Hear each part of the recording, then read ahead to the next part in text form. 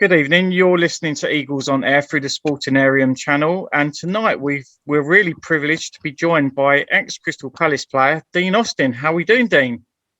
I'm very well, thanks, fella. How you doing? You okay? Yeah, not too bad, not too bad. And we've got our usual suspects tonight, Ben and Alex. And we're all really honoured and privileged that you've joined us. So thanks ever so much No, for doing so. nice you to ask me. Yeah, we recently a short while ago had Andy Gray. He chatted about his career at Crystal Palace. So yeah, it's just nice to get ex-professionals and people that are still involved in the game talking to us. No, absolutely. No, well, obviously I know Andy well because I played with him at Spurs for 2 years as well. So, but no, good lad. Yeah, I bet you got some stories to tell about him. I have. The last time I saw him was that nearly 2 years ago, and he was slimmer then than what he was when he played for Tottenham. Really? Wow. Yeah, and I did remind him of that as well. He did laugh. Outstanding. Love it. Love it. I think what we're going to do is we'll start at the beginning. How did you first get into football? And, was it always your ambition to make it in the game, Dean? Yeah, I mean, my father was a very good non-league footballer, but for as long as I can remember, it was all I really wanted to do. I always had a ball at my feet, or I had a ball in my school bag, or whatever, and that was it. So it was always really well.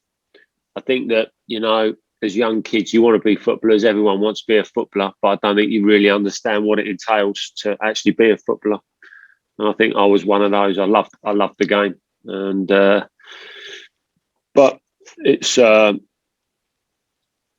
was a good way, to be honest with you, because it was innocent. I was so innocent, and I think that a lot of kids now, being in it myself, I think a lot of kids have a lot of pressure put on them at younger ages now.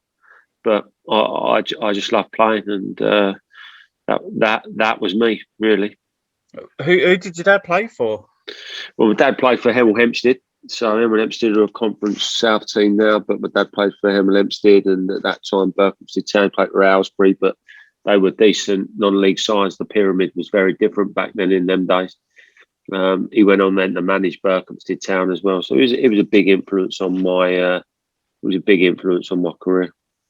Oh, fantastic, fantastic. So you first started life at, I think it was St Albans City, wasn't it?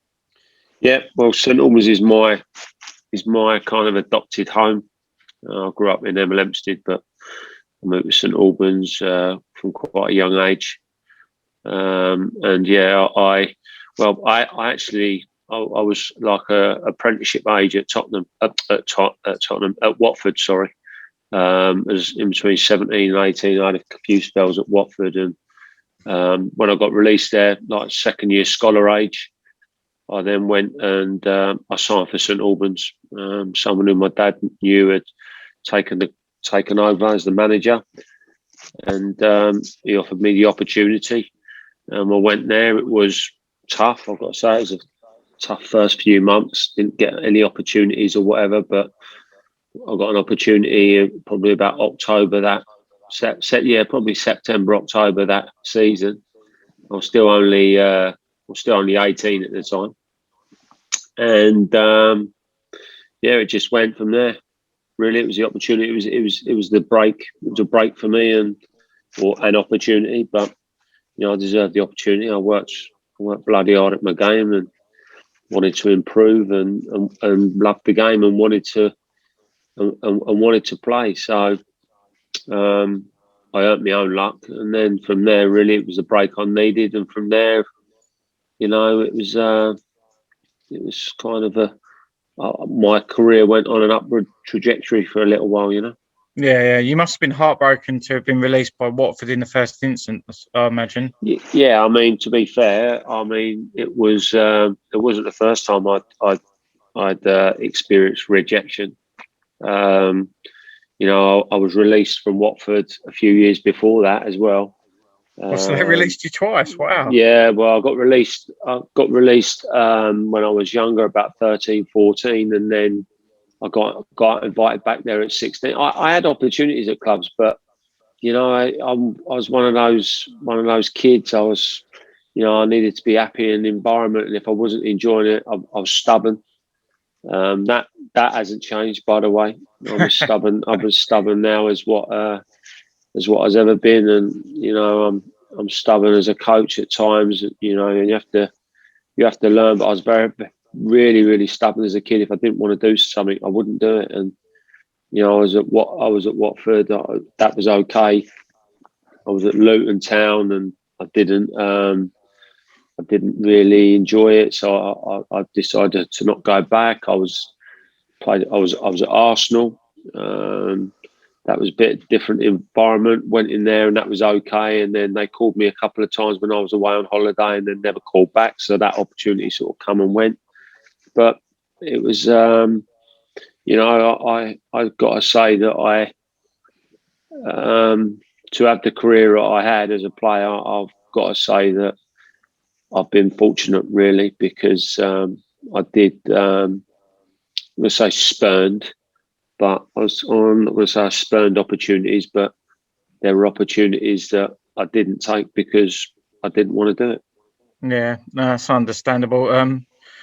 You started playing quite well at St Albans, and you got noticed by was it Dave Webb, wasn't it? He noticed you at Southend, and he put a bid in for, I think it was about 14 grand, wasn't it? Yeah, I mean, to be fair, it's quite a strange story. And I had this. You obviously know John Griffin, the late great John Griffin.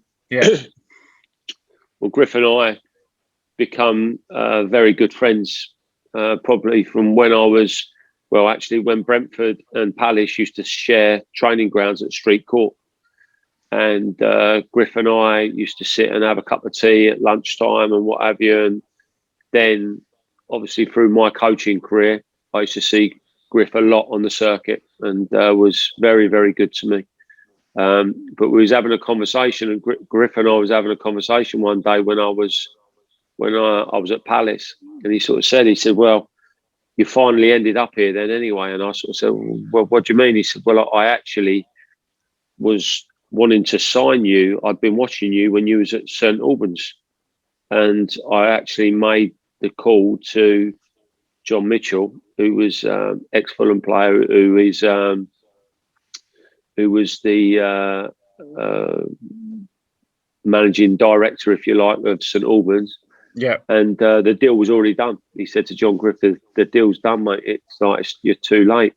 Really? And wow. yeah, so in a funny kind of way, it could have ended differently. I could have been at Palace at an earlier time. But listen, it's life. It's the way things go, You've done really well at Southend, though, didn't you? Three seasons there and 2 promotions, and narrowly missed out on a third one as well. It kind of sort of petered away a little bit. So yeah, you done really well at that club. That's a certainty. I had two full seasons, and I've got to say it was great times, great fun. Had a very good team, very hard working team.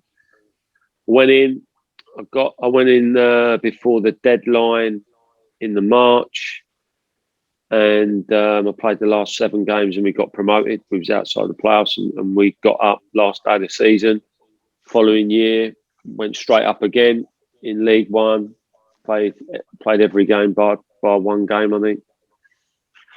So it got unbelievable, really. And the following year, we were flying again.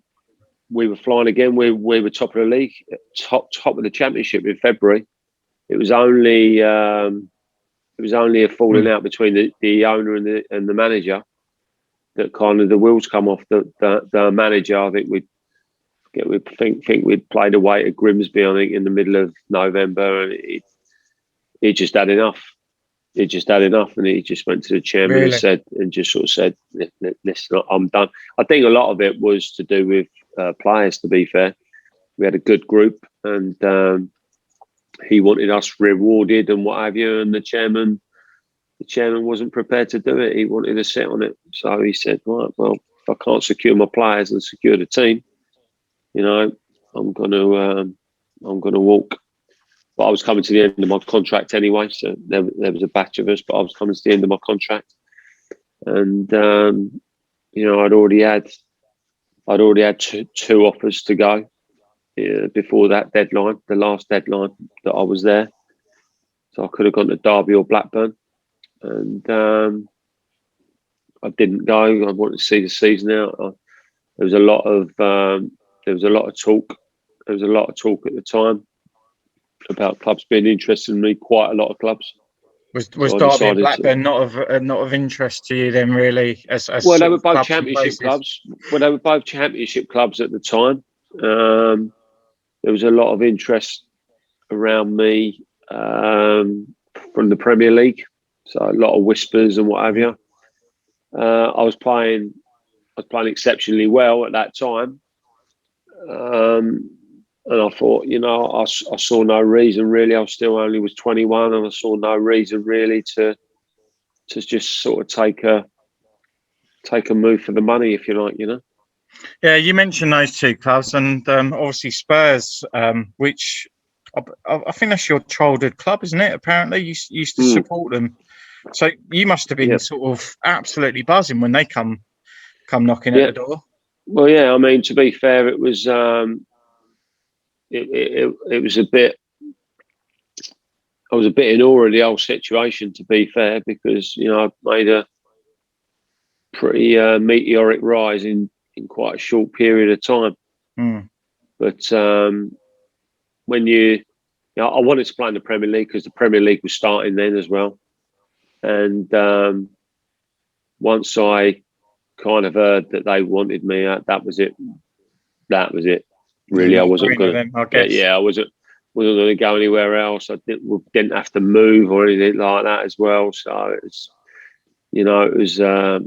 it's a massive club as well. So it was a no-brainer. Well, ironically, your debut was actually as a substitution against Palace, wasn't it? It was actually. I come on sub with about 25 minutes to go and made the equaliser. So it was that's probably why I got all the stick from the Palace fans when I first come in. They hadn't forgiven me for doing that, probably. Yeah. Well, it was a given that you were certainly a talent. How did you feel? I mean, just kind of piece like, how did you feel being under Terry Venables? I mean, that must have been quite a thing in itself. Yeah, I mean, the most influential person, I think, in my career. I was lucky to play under him twice. Just unbelievable coach. Learned so much from him. Just like had so much knowledge. And you always. I think sometimes in life you can be lucky with managers and get to play under ones that are exceptionally good, and he was right up there. He was right up there. Yeah, I mean, obviously, you came to Palace, and he was manager and brought you to us. So there was obviously a key connection there between the two of you. You had a good sort of chemistry. Otherwise, he wouldn't have done that. And we got you on a boss. I would say that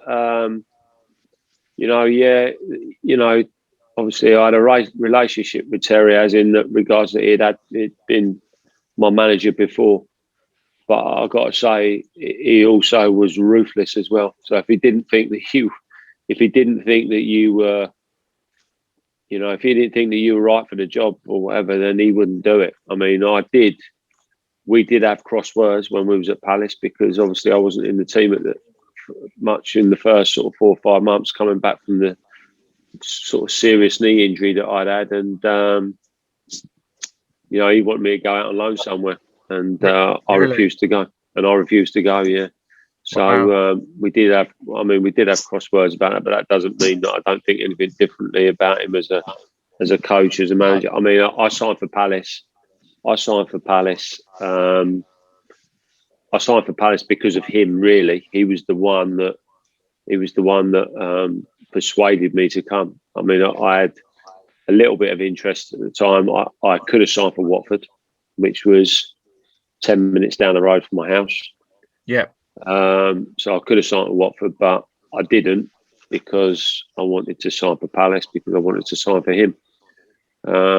So, yeah, he was a big influence on my career, Well, he definitely classed you as a valued member, and a player that he highly regarded. Otherwise, he wouldn't have brought you over to Palace as well. So it was definitely there. Yeah, absolutely. I was just going to go off piece again a little bit. You had some real bad luck with injuries, didn't you? A broken leg against Oldham. Yeah, I mean, to be fair, I had my first knee operation when I was 16, 17. Yeah, 16 I was. I had a bit of floating bone in my knee, and I had that taken, and no problems. I was taken out, and I come back pretty quickly from that. And I was then I had another operation. I'd only been at Southend about 8 weeks, and I had an operation on my other knee. Yeah. I sustained an injury. I had a hyperextension of my knee in a game. It was in a reserve game, actually, when I first went in there. So I had those two operations, and then really, to be fair, from that operation, I think I played about 95 games straight for Southend in sort of 2 years. I played every game. I come to Spurs and fine. And about in the September time, I started getting some really bad, I had some bad pains in my groin, in my lower part of my stomach. So I found out I had a hernia. Oh, Christ. So anyway, they decided to sort of manage me a little bit. I got back in the team, wasn't in the team, got in the team, started from, I come on in that Palace game, and then I played the next sort of 7 or 8 games, done quite well. And then I was out of the team. Then I went to see the specialist about the hernia, and he said, yeah, and then I was going to get it done. I was going to get it done immediately. And I weren't in the squad, but the team was playing away to Wimbledon at Selhurst. And I had a phone call on the morning to say, you need to get your backside down here. You're playing this afternoon. One of the lads has gone downhill. So I shot down and I played in the game. So then they decided, I played that game, played well. They decided to cancel the operation. I then played another 30 games. So they managed me. So then I had a hernia. Then 5 months after the hernia, I broke my leg. So that was that. Then a year after that, I broke my big toe. Then a month after that, I then tore my cartilage in my knee. Yeah. So when I tore the cartilage in my knee, which is in my left knee, it's my bad knee now, but and it will need to be reconstructed. I will need to have a knee replacement at some point on my left knee. Really? But I ended up having 3 operations in quick succession, like really quick. The surgeons had made a right mess of my knee. The medical side of the club at Tottenham at that point was not very good. So in the end, I went to see another surgeon, and I got it done and come back. The following year, I was okay. Towards the end of that season, got through to the end of that season. I was out of contract at Spurs, and they were still trying to renegotiate a new one with me. And I went on way to pre-season, and then I done my other knee in pre-season with no contract. So I severed my cartilage in 3. Oh, my God. And that was the worst operation I had. I was out for 7 months with that one. What was that? Just accidental, or someone challenged you? Yeah, I basically I went to clear a ball, and as my foot landed on the floor, the opponent pushed me from behind, and my body went one way and my knee went the other, and I just heard this massive crack. Ouch. And that was it. So that was. That one was the most serious injury, and I had an operation that had not been done on a professional footballer. So part of my cartilage was stapled back and glued back together. So I was out for 6-7 months. I think I'd come back in the February time with that, but Spurs I'd already spoke to the people at Spurs, and they'd sort of said, you know, what do you want to do? And I kind of was like, I think it, as hard as it was, I knew my time was up there. I knew that I needed to.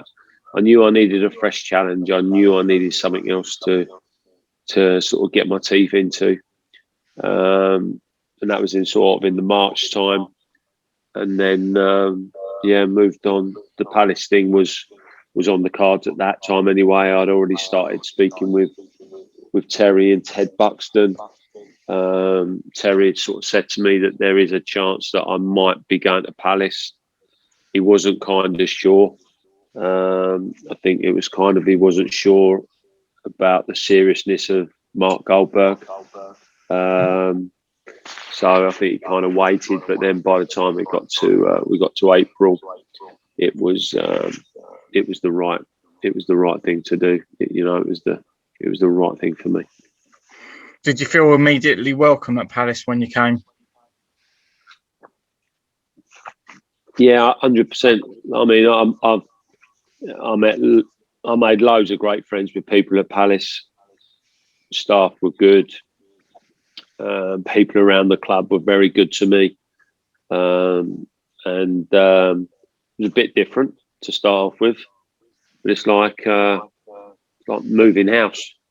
When you lived in a house for a long time, want to get attached, you get used to going to that house all the time, don't you? And this was different. It was different. Getting up in the morning and travelling around the M25, I didn't enjoy. I've got to be honest with you. Sitting between. That was back then. Watford, you didn't enjoy it. What about now? Well, no, but if I was doing it now, I'd be on the train, mate.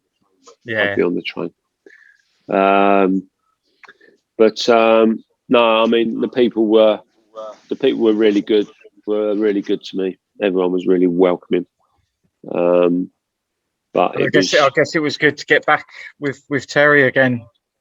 Yeah, I mean, to be fair, I was just, I have when I've not been playing for Terry, I have a relationship with him. When I'm playing for him, it's just player manager. It's just a manager player relationship. He might speak to me. He's very influential on me becoming a coach. As was Steve Coppell, to be honest with you. They were both very, very. Both very much adamant that this was what I was going to do. Yeah, fair play. I mean, you were only under Terry for 6 months because he ended up leaving anyway, didn't he? Well, he left obviously in the January. I wasn't playing anyway at that point. It was actually Steve who brought me back into the fold when Terry left. But Steve was kind of like, he called me in one day and he said, "Listen," he said, "I'm not saying that you're going to play or anything like that, but I want to bring you back into the group." He said, "You're an unbelievable professional. You don't moan, you don't groan, you just get on with it. You work hard. People like you. People follow you." He said, "I want to have you involved," and that was how it started, really. I think as supporters, though, we saw that as well. I think that's why we got behind you so much, is that we saw that sort of pride and passion in you. Yeah, I mean, to be fair, I think that I try and teach my kids to the same values, that no matter what you decide to do in life, and no matter what you're going to do, you've got to be 100% committed, and you've got to love what you're doing.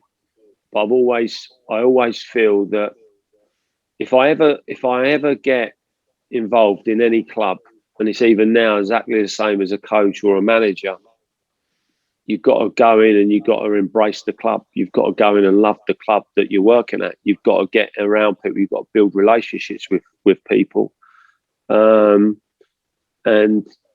because you want to enjoy it. If you're not gonna embrace it. If you're not going to embrace it, then it's going to be very difficult. I think that from the point that you just made is that I hate losing more than I love winning, and I didn't feel I felt a bit of a loser at the time when I was at Palace at that point, and I wasn't prepared to let the situation beat me. Sure. And I was very much, and I'm. It's part of that stubbornness again that comes in. That it's like real stubbornness and determination. Obviously, Palace wanted me to leave at that point, but my whole thing was that I can't leave. I can't leave without having showed people a little bit what I was about. Yeah.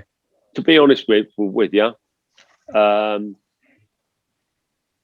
probably saw me about, in all honesty, guys, I'd probably say 65, 70%, because the injuries had taken their toll on me. I was popping anti-inflammatories like they were Smarties. Just to have no pain on match days, really. Do you know what I mean?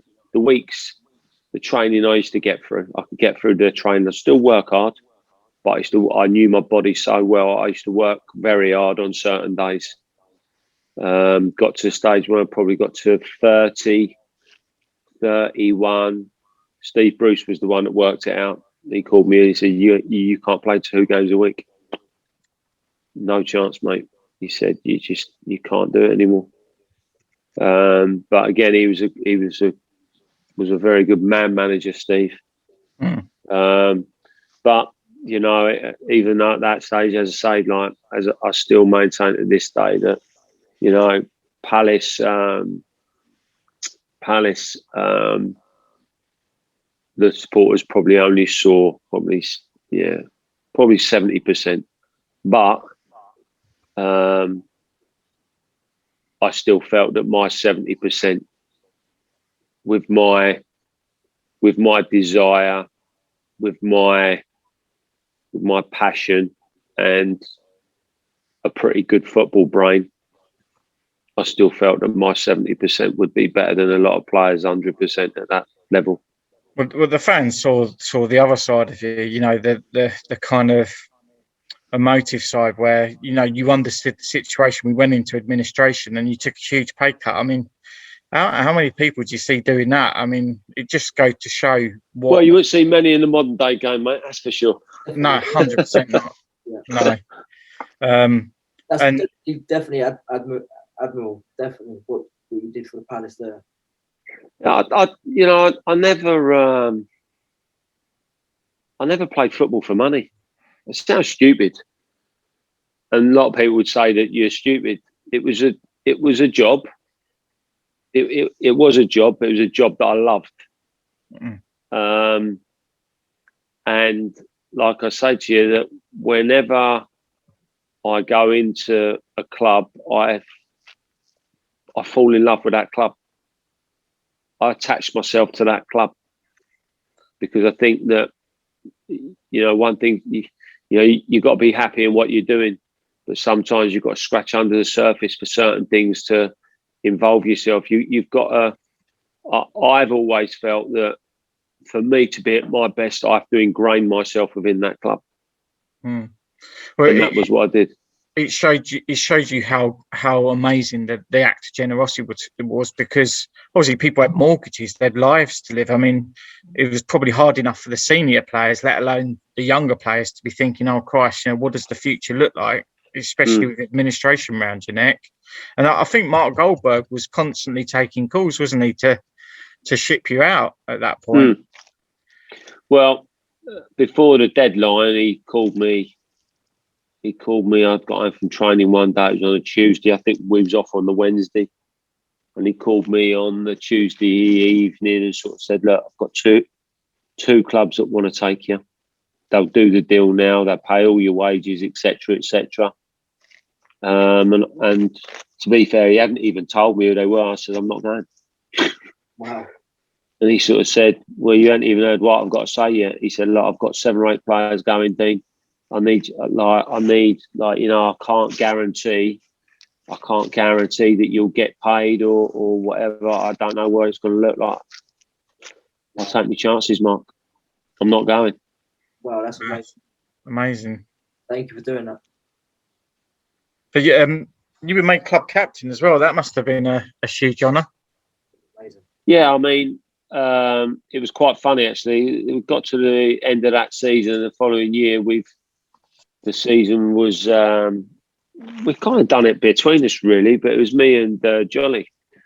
Jolly had been captain a little bit over pre-season, and he sort of says to me one day, he said, "You know, I'm not really a captain, really." He said, "You're the leader of this group," and it just sort of went from there, really. And then, you know, Steve come and spoke to me, and you know, Steve was very,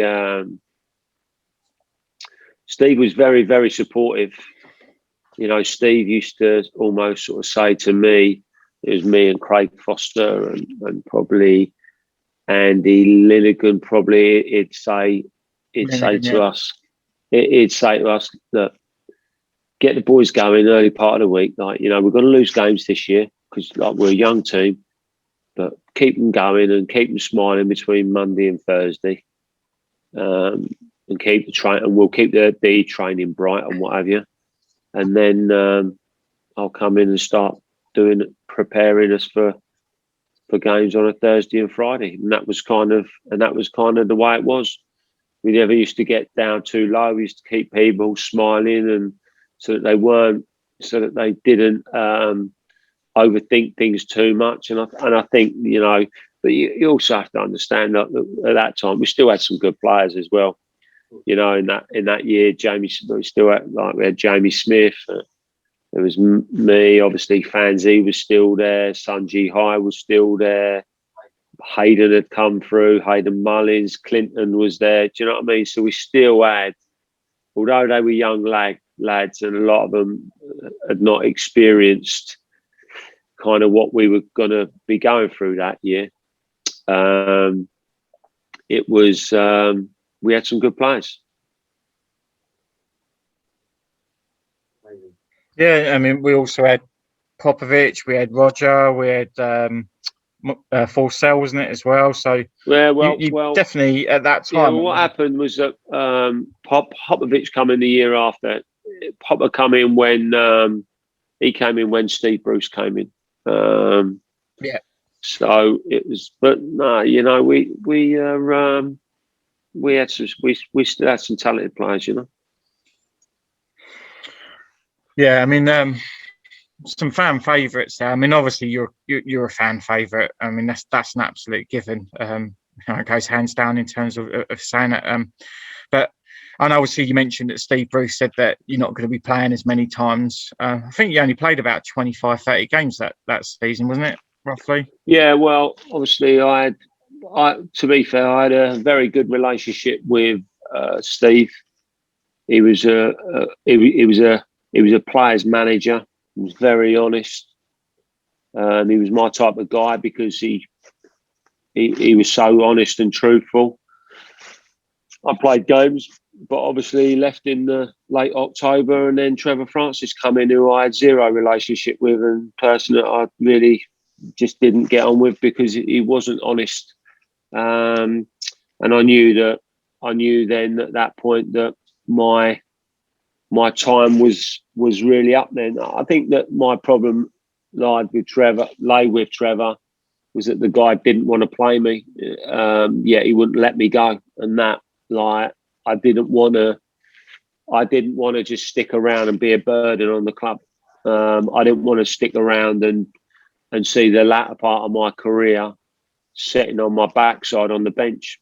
I knew I was still, with all due respect, and I don't mean this disrespectfully, I knew I was still good enough to play. He'd gone out and signed Darren Powell and Kit Simons, and to be honest with you guys, I thought I was better than them, even then. But Trevor didn't want to play me, and then I had a chance to go. I had a chance to leave and sign for Reading, and Trevor blocked that, so I ended up not going. You know, it just kind of stopped me from getting on. You know, Trevor stopped me from earning, really, because Did I he had a give you any year. reason? Did he give you any reason for it? or- No, it wasn't just like, well, I don't want to let you go. Like, you know, we need you here. But, you know, I turned around to him and said, yeah, but you don't want to play me. You just want me here so that when one of your boys is injured, you can put me in as cover. And I don't want to be cover anymore. And I don't want the fans to remember me as someone who was going to be cover for the team. You know, yes, my legs have gone. But the brain was still as sharp as anything, and I knew that I could still play at the level. But he saw otherwise, and you know, I ended up playing some more games at the end of the season because I think Kit was there for the period that Kit was there. That I was there for about a year and a half. I think Kit was injured the whole time he was there, so I ended up playing some games. But you know, and to be fair, if I'm honest, I didn't enjoy playing with certain people either. You know, I with all due respect, there were certain players in the team that, you know, I didn't like playing with just because I didn't trust them. And that's I always won't gonna say be the names. case. I don't. No, that's Sorry. fine. Well, No. we wouldn't put you in a position where we say names, No, but no. that's always going to be the same. I mean, it doesn't matter where you work, you're not going to get on well with everyone. I mean, No. that's Don't get me wrong. I got on well with everybody. You know, I was still the captain of the club at the time, and I got on well with everybody off the field. But on the field, I'm a different animal. I'm an animal when I go on the field. I want to win, and people, you know, I can get on with someone. I can get on with someone very well off the field, but when we're on the field, you've got to do the job. Yeah. I don't have any friends on the football on field. the field. I mean, you always be remember. I mean, we were talking off air before you came on, and the first thing that Alex said was the goal against Norwich. You always be remembered for the goal against Norwich. If it was just Yeah. that, you'd be a cult hero. Just literally based on that, but you've done many things great for Palace. Yeah, no, well, obviously, you know, there's always moments in your life or moments in your career where you're at a certain club that things can change, and I think that's pretty safe to say that was the day that my whole Palace career turned around from that day. But an unforgettable moment, Amazing. or an unforgettable day, shall I say? And to the fans as well, absolutely. Well, just what the fans' experience with that was just massive. We're very grateful. Well, you know, it's. I think that on that day as well, I think that the fans appreciated that I hadn't left. I think that was another thing. You know, the window had just closed, and people all had then realised that that it was, you know, it was a big thing. Definitely. I was going to say, obviously, your career came to an end at the age of 33. I mean, that's quite early still at the age of 33. I mean, well, I think that, you know, I had 4.5 years at Palace. I probably played 4.5 years longer than what I thought I was going to do when I was my last year at Spurs, because I thought at that point it was going to be all over. I was 27 at the time. I had this horrific knee injury. So I ended up, I think I played 4.5 years more than what I thought I was going to.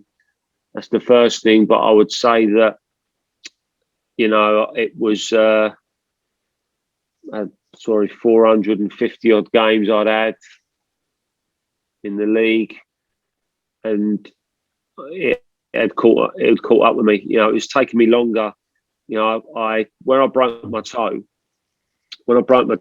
in '95, I was at Spurs at the time. We were going very well. Got through to the FA Cup semi-final. The league had picked up, and I was probably at that point in the form of my life. I was in the form of my life, but I broke my toe and I was having 3 injections a game straight into my big toe to be able to play, to get through games. Wow. I had a crack across the top of my big toe. Wow. So so I was having 3 Blimey. injections. I was having 3 injections a game. But basically what that done was that it sort of calcified the bone. So I then developed hallucis rigidus, which is basically arthritis in the toe. So Oh, Christ. I think it was 2001, we was playing a game, we was playing against Crewe. And I basically kicked the bottom of a player's boot, and my kind of foot kind of shuddered a bit, and I was like, crikey. And what it did, it just fled the toe up. It fled me toe up. The toe was probably twice the size what it should be. I went back to see the surgeon that I used to see at Spurs. I went and spoken to him. Palace kindly let me go to the guy that they knew me and knew my body. So he injected it. So I had the first injection, big injection in 2000. It probably last about 6 months if you're lucky. As long as you don't get another blow on it. Anyway, I kept getting wax on my toe, and I ended up having 3-4 injections. And by the time I come to leave Palace, he turned around to me and said, "Dean, enough's enough, mate. I'm not injecting anymore. You had 4 injections in this now. You've got 2 options, 2 surgery options, or pack up." So the first option was to have the bone. Basically, what happens is that when you get hallucis rigidus and what have you, you end up getting kind of spurs that grow on the bone. So that kind of extra lumps that grow on top of the bone. So what they want to do is file these things down. But it would mean going into a boot for about 4 months, 3 months, 4 months. So that was that option, and there weren't no guarantee that the operation would work. The second surgery would have meant me packing up anyway, because they fused the bone together. Yeah. And the third option was just to pack up and just let the toe settle down itself and just try and carry on with a normal life until such time that it would need to be done. So I chose the latter. Yeah, I don't blame you. You moved into a career coaching at that point, and your kind of connections with Watford, I mean, obviously released twice by them, but you found yourself back with their academy to start with, didn't you? Yeah. Yeah, that's the first thing I did. It was the first coaching job I'd done.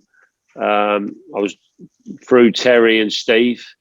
They'd both already got me into coaching, so I was taking my badges while I was playing at Palace. So I knew it was what I was going to move into. Everyone had it was like so many people at the time that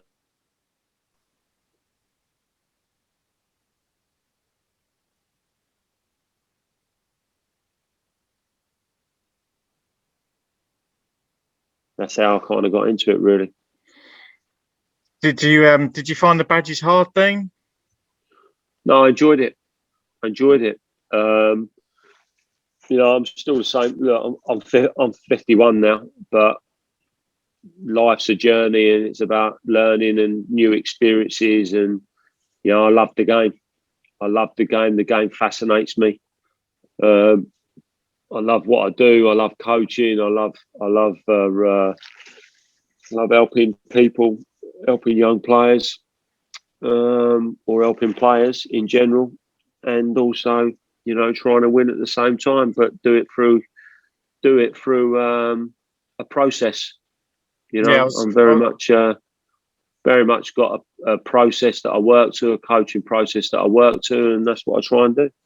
Yeah, I was going to mention that because obviously you found Stuart O'Keefe for us and brought him through, and I know you brought Michael Kitely and Gary Hooper as well through into the ranks.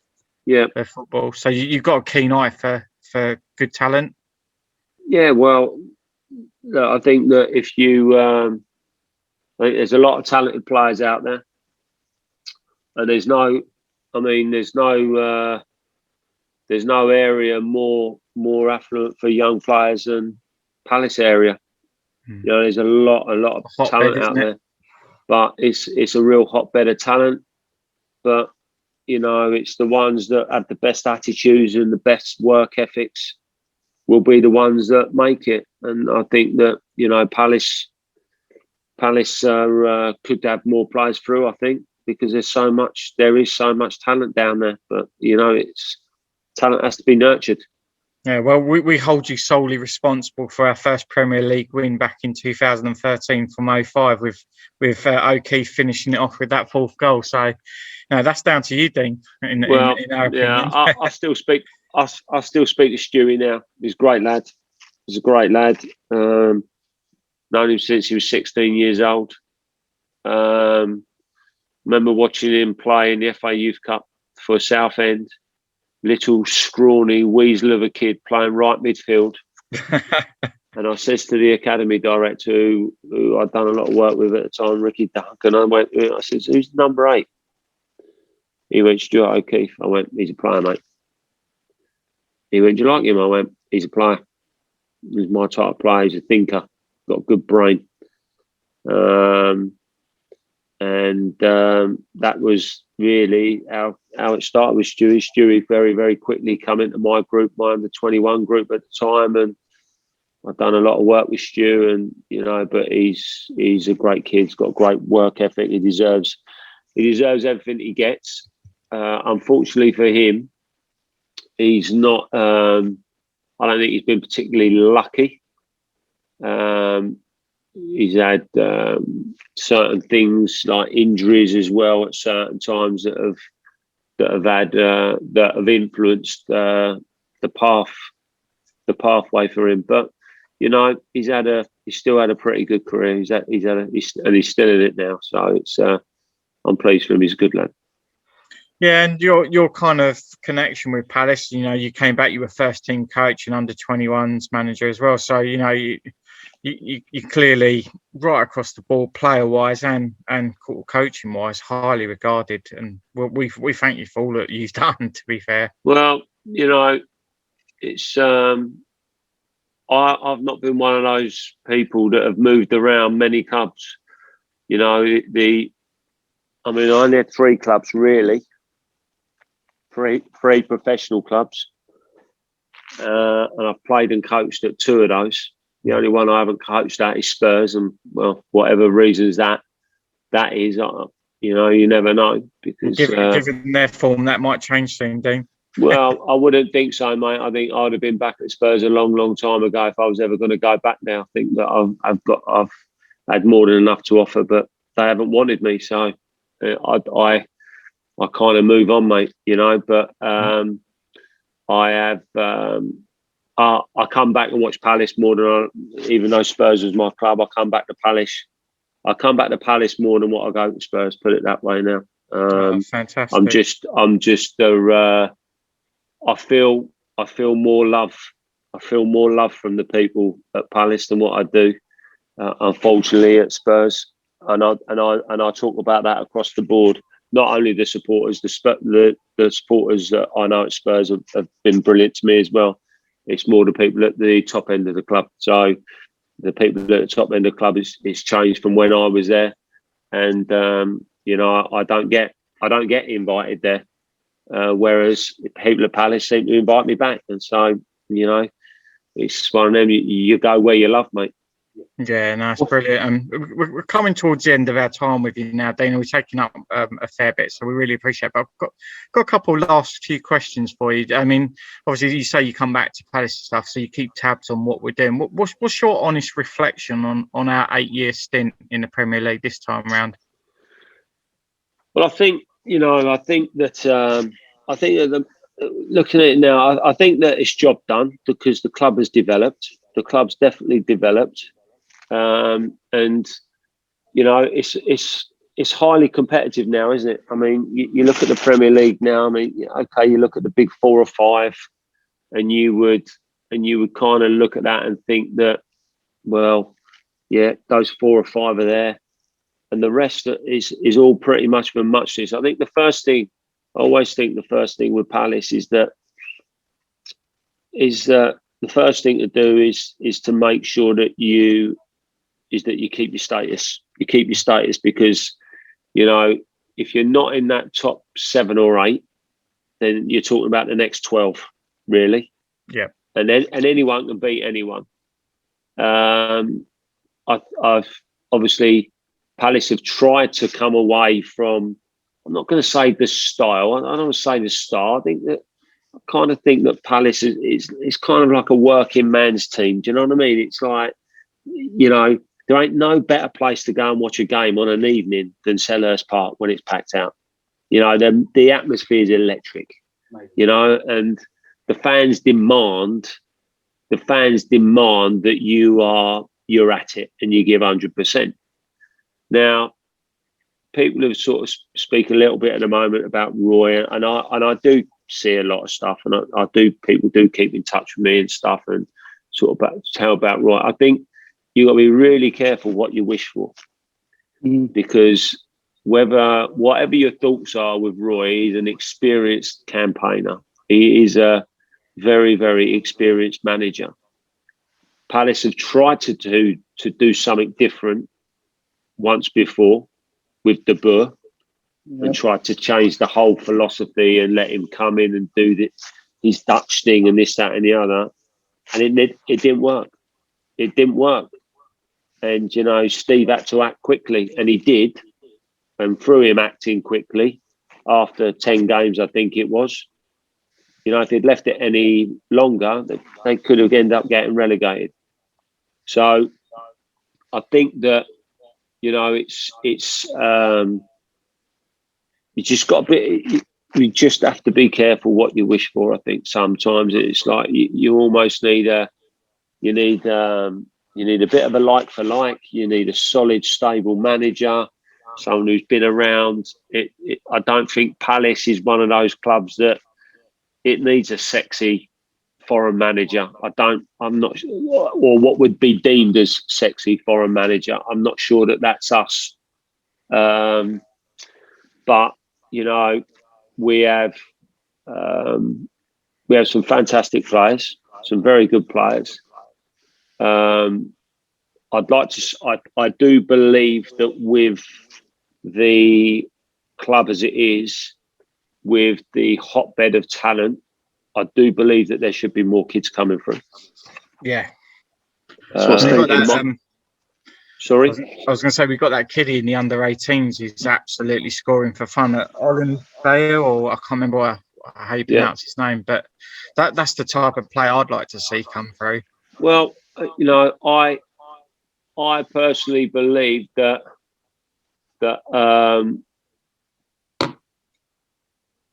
with the academy that Palace have, with the amount of kids that they have, I think that they should have a player a year.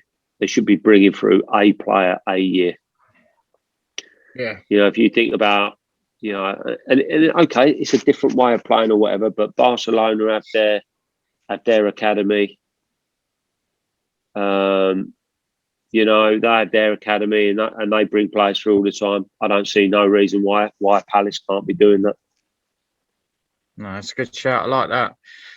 Pre-COVID, then did you go to the games, or was you coming to see us? Well, actually, one of the last games I went February last year. I went to the Newcastle game, so I came on that day and actually worked on. I was working at the club on that day. I was doing the hospitality lounges on that day, which I think was about 3 or 4 weeks before 3-4 weeks before the first lockdown. The first lockdown. So obviously I'd only left Watford 6 weeks previous to that as well. So you know, I was kind of getting out and about, quite excited about the future.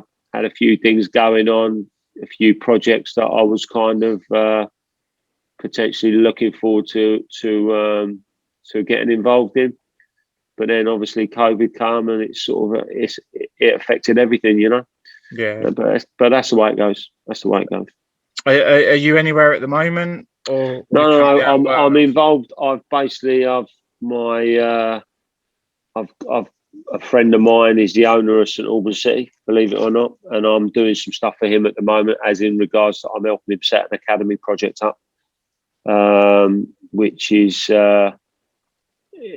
been quite rewarding on one hand, but very, very hard work on another hand. Lot to sort out and what have you. But it's but again, you know, I've helped him with this process, with this project, because he believes in young players, and I believe in young players. So, you know, we've already had 2 young players through already in the first team this year, an under 17 and an under 18 in Conference South.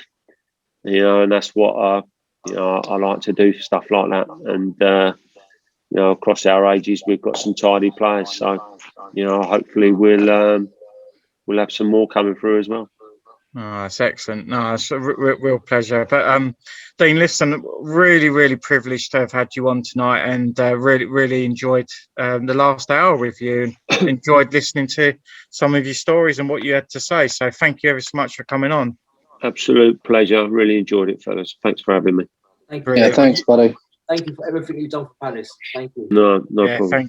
thank you for that. Well, you've been listening to Eagles on Air through the Sporting Area stream. Privileged to have Dean Austin on tonight, and thank you very much. All the best, Dean. Thank you. Cheers. No problem.